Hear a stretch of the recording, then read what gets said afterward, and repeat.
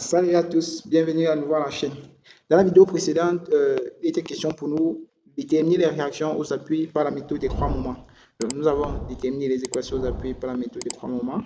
Et dans cette vidéo, nous allons voir comment tracer le diagramme des efforts tranchants et du moment fléchissant. Sans toutefois tarder, pour tracer le diagramme de l'effort tranchant et du moment fléchissant, on peut identifier ici facilement le nombre de coupures. Tant qu'on maintient un chargement, ça veut dire qu'ici on aura une coupure. Et ici, on traverse une force ici, il y a une coupure. Dès qu'on traverse également la force F, on a encore également une coupure. Ça veut dire qu'au total, on aura trois coupures. Donc, qu'est-ce que nous donne la première coupure? La première coupure sera prévue pour tout x compris entre l'intervalle 0 et 6 mètres.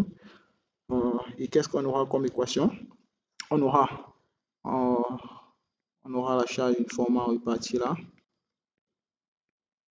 Notre réaction VA là, la distance x, la réaction, l'effort tranchant T et le moment fléchissant M.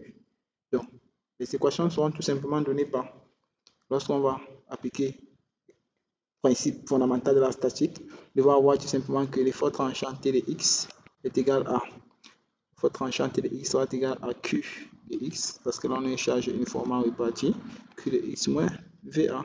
Le moment fléchissant sera tout simplement égal à moins Q de x carré sur 2 plus VA x. Ça, c'est tout simplement en appliquant le principe fondamental de la statique.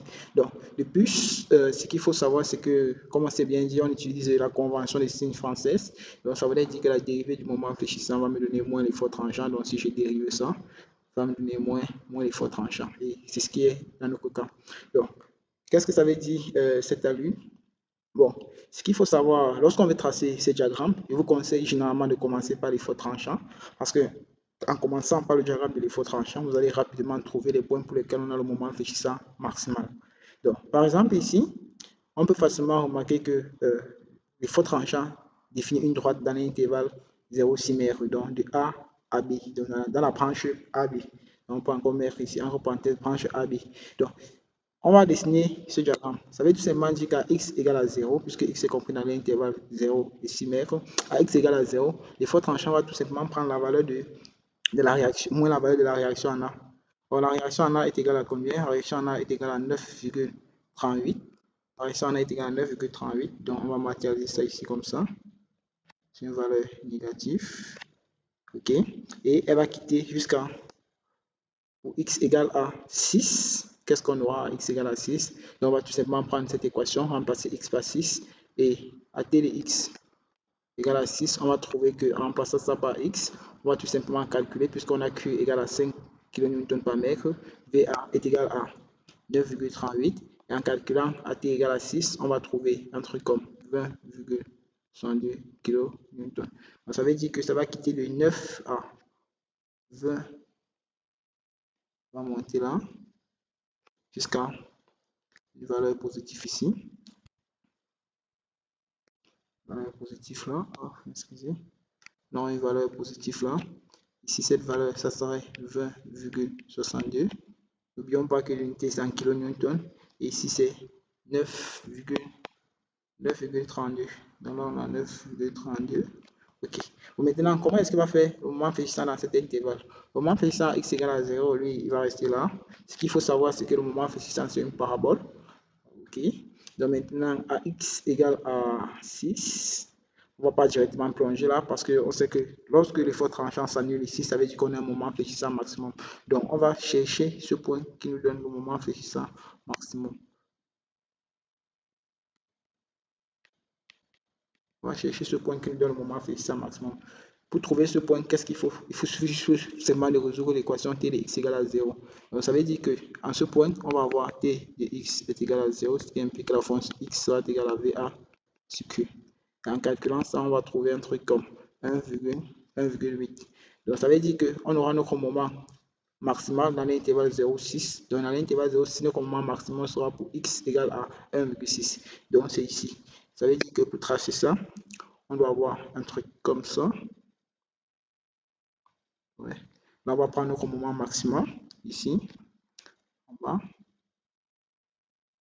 prendre notre moment maximum là ici en bas.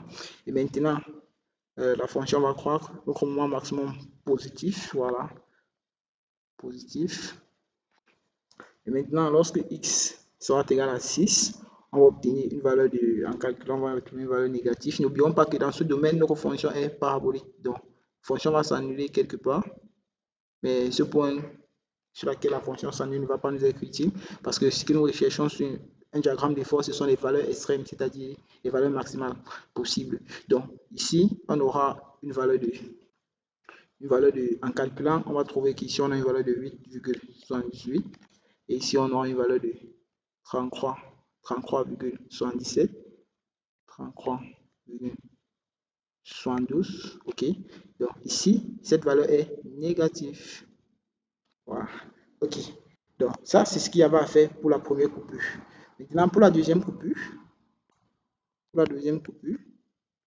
x est compris entre 6 et 9 mètres. 6 mètres et 9 mètres. Et qu'est-ce qu'on a? Qu'est-ce qu'on aura à la deuxième coupure? Donc, pour la deuxième coupure, on peut considérer soit la partie de gauche, soit la partie de droite. Donc, si je fais la coupure ici, nous, on va considérer la partie de gauche. Qu'est-ce qu'on aura? En considérant la partie de gauche, on aura notre charge uniformément répartie qui sera maintenant comme charge ponctuelle. Donc, on aura un truc comme ça. À notre pour là. On aura V à là, notre charge ponctuelle QA, c'est la charge uniformément répartie qu'on a ponctualisée. On aura notre réaction VB là, notre effort tranchant dans le sens conventionnel français et notre moment fléchissant là, donc comme ceci. Voilà, c'était. Et les équations correspondant en appliquant tout simplement le principe de la statique. Ce qu'il faut savoir, c'est que cette distance, toute cette distance, c'est x. Bon, ceci, c'est L, d'après le graphe. Et là, on aura x moins L, car toute cette distance, c'est x. OK? Donc, en sachant que L, c'est combien? En sachant que L est égal à 6 mètres. Donc, je peux tout simplement remplacer ici. Ça, c'est 6. Ici, tout simplement remplacer. Ça, c'est 6. OK. Donc, comme équation, on aura tout simplement T de x est égal à notre moment fléchissant. Donc, il faut tranchant sera égal à QL moins VA. Donc, vous allez voir que notre effort tranchant sera égal à QL moins VA moins VB. Donc, tout simplement. Et ça veut dire que sur ce domaine, notre effort tranchant sera constant parce qu'il ne dépend d'aucune variable. Notre moment fléchissant sera donné par tout simplement donné par VA de x plus VB facteur de x moins 6 moins QL facteur de x moins 3. Donc, on l'obtient tout simplement en appliquant le moment ici en ce point et on suppose comme sens conventionnel M est positif ou alors même sens qu'on va obtenir de toutes les façons les mêmes résultats. Donc maintenant avec ceci on va aller encore sur notre graphe. On doit vérifier, comme vous pouvez constater sur le graphe, on doit continuer avec le graphe. On commence d'abord avec l'effort tranchant. L'effort tranchant est constant, donc il suffit juste de calculer cette valeur. Donc l'effort tranchant est constant sur l'intervalle 6,9. Donc dès lors que vous allez calculer cette valeur, vous allez trouver 25,63 kN. Ça voudrait dire que ceci est un peu trop monté. Oui, ça a un peu pris beaucoup d'espace. Donc 25 là peut se retrouver quelque part. Donc, on va essayer de faire un truc un peu à l'échelle, quoi. Parce que si notre graphe n'est pas bien à l'échelle, on aura du mal à interpréter. Donc là, on aura un truc comme ça. Je vais gommer ceci. Là, on aura un truc comme ça. 25, ça va prendre un truc ici. 25 là, c'est une valeur positive. C'est une valeur positive. 25, ça prend là. C'est constant jusqu'ici. Et ceci, ça va venir comme ceci. Ici, qu'on a notre 33,112. Et là, on a notre 25 là.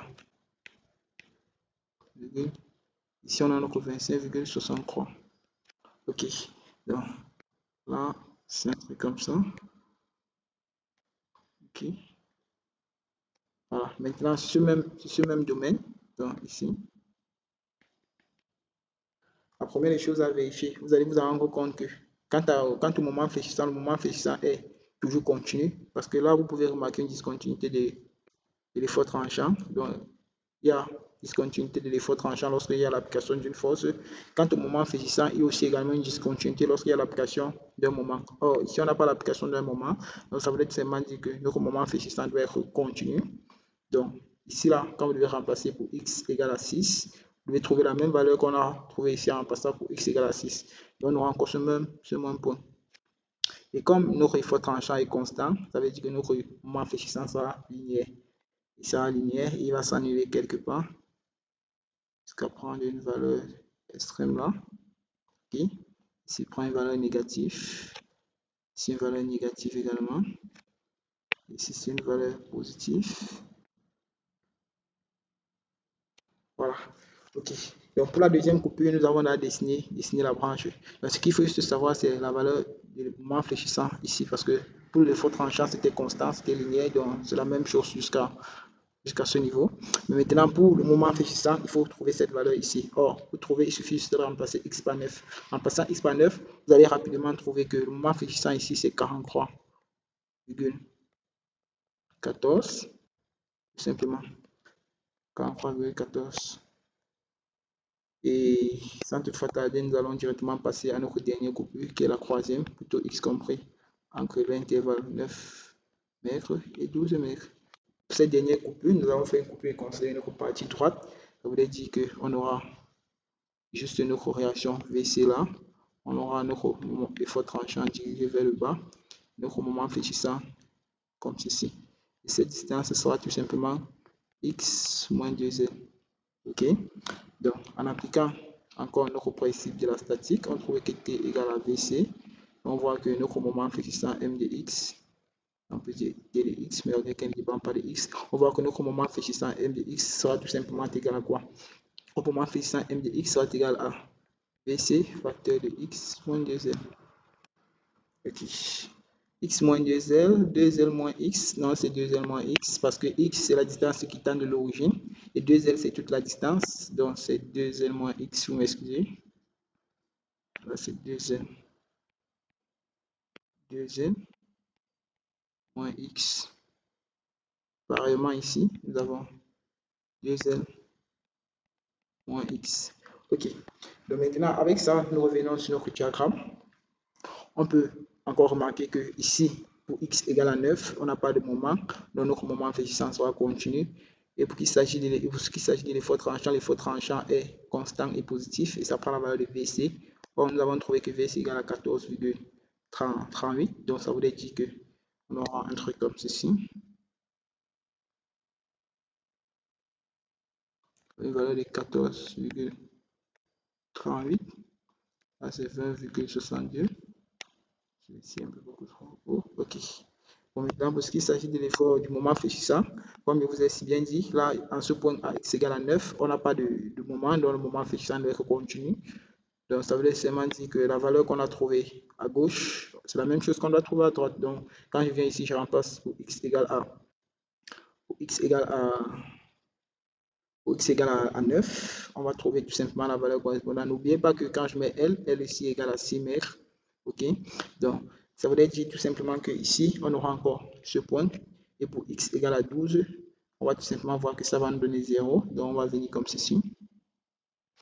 Donc là on aura une valeur positive également. En fin de compte, on obtient ce diagramme.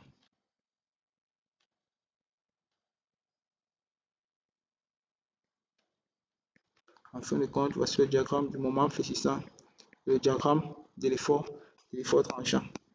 Donc, c'est ce qu'on obtient au final. Donc, par la suite, nous allons déduire le moment fléchissant maximum. Nous allons déduire tout simplement notre moment fléchissant maximum. Donc, comme vous pouvez remarquer, on vient sur le diagramme du moment fléchissant. Le moment fléchissant maximum, c'est cette valeur, 43,14 unités 100 kN/m. Donc, ce qu'il faut savoir, c'est que le signe importe peu. Donc, si c'était 33, moins 33,72 qui était la valeur maximale, c'est ça qu'on allait prendre en valeur absolue. Donc, le signe importe peu. Le signe importe peu lorsqu'on trace notre diagramme. Donc, ce qu'on va faire, avec tout simplement dire qu'on va en déduire Donc d'après le graphe, donc ça c'est une déduction. Après le graphe, M max, notre moment max dont on cherchait est égal à quoi? Est égal à 43,14 kN point mètre. Parce que c'est avec ce moment max qu'on va dimensionner notre poutre. Comme vous pouvez remarquer, la question est complète. Pour que la vidéo ne soit pas très longue, on va arrêter à ce niveau. À la question suivante, à la vidéo suivante, nous allons tracer le diagramme des contraintes normales et des cisaillements. Et ensuite, on va vérifier selon 13 cas la résistance de nos structures. Merci bien.